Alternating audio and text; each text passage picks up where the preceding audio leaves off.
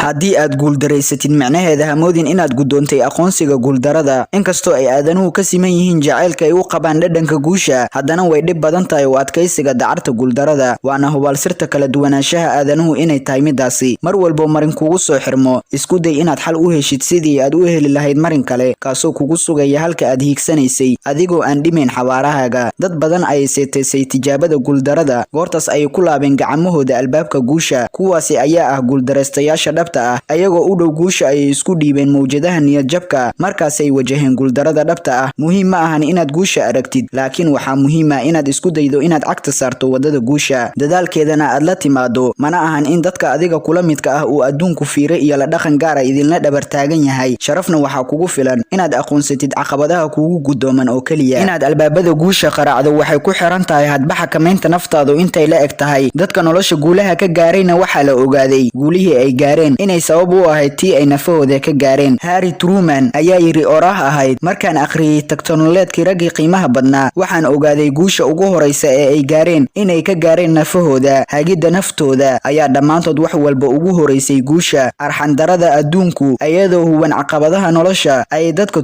turunturoodsiisa markaasuu qofba si ugu falceliya shakhsiyada ugu geesisan waa midda garata waxa taqantaqaynaya kadibna isxakamaysa marka aad ku guuldareysatid guur hamoodin in guur oo idil aad ku fashilantay marka aad ku guuldareysatid helida shaqo aad in badan u hanqaltaagaysay hamoodin inaadan shaqo helayn marka aad imtixaan ku guuldareysatid ha u qaadan inaadan weliga imtixaan ku guuleysanayn ogow in noloshu ay gadaalkaaga soo riixaysa mawjado caqabado ah oo ku quusinaya isku day inaad ka gabato dulqaadna u yeelato ogow in guuldaradu ay tahay tijaabo aysanna ahayn gabagabo iyo gunaanadka noloshaada ogow in guuldaradu ay tahay madal aysanna ahayn dagaal ogow in guuldaradu ay tahay xilli aysanna ahayn dhammaadka wado oraah ayaa jirta oranaysa guuldaradu waxay ku bartaa guusha ku raaxaysa guuldaradaada kadib marka aad baratid kuna dadaal sidii aad ku ogaan lahayd dhibicda iftiinkaaga mugdiga ku dhex jirta guuldareystaha dhabta ahi waa kan hankiisa ka daalo ku celcelinta iskudayga iyo ogaanshiyaha wixii ka qarsoon